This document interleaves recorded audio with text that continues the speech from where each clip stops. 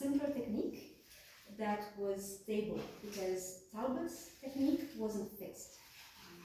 His initial recipe could get, a beautiful photographical image, but it faded in time.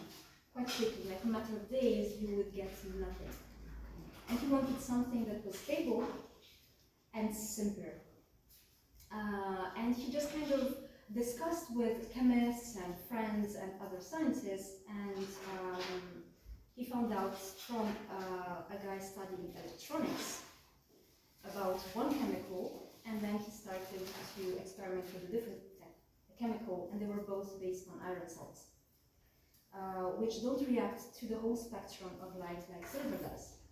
It just reacts to UV, a particular section of UV is from between 300 to 400 nanometers. It's very specific. It's like